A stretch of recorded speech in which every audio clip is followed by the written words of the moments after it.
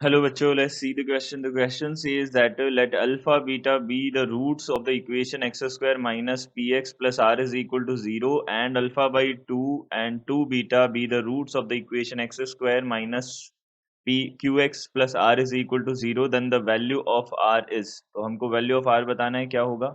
So first of all we can discuss the key concept for this question.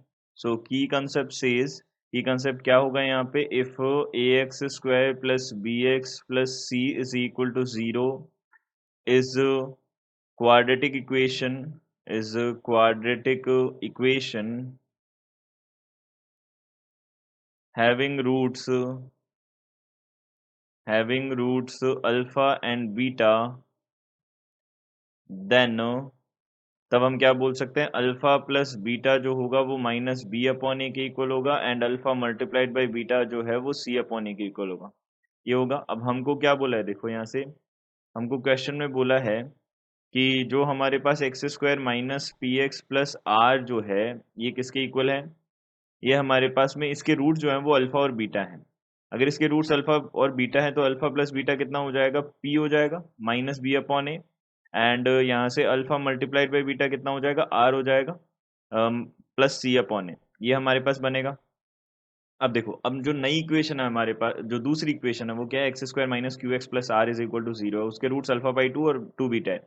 तो यहाँ से हमने बोला क्या बनेगा, x square minus q x plus r is equal to 0 के रूट्स है एक तो अल्फा बाई 2 और एक हो जाएगा 2 बीटा.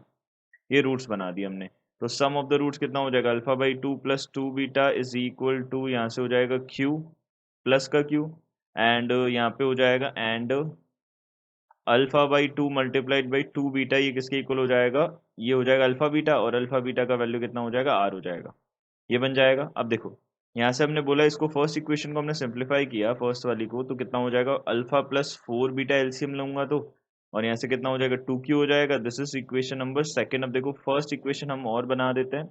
फर्स्ट इक्वेशन हमारे पास हो जाएगी ये वाली, इसको हम फर्स्ट इक्वेशन बोल देते हैं, इसको हम सेकंड इक्वेशन बोल देते हैं. ये हमने बोल दिया.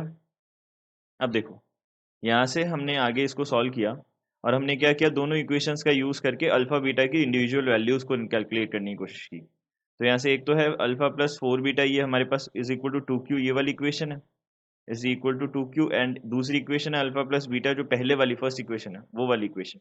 हमने ये दोनों इक्वेशंस ली. अब दोनों को सब्ट्रैक्ट करूंगा तो कितना मिलेगा हमको, 3 beta is equal to 2q minus p मिलेगा.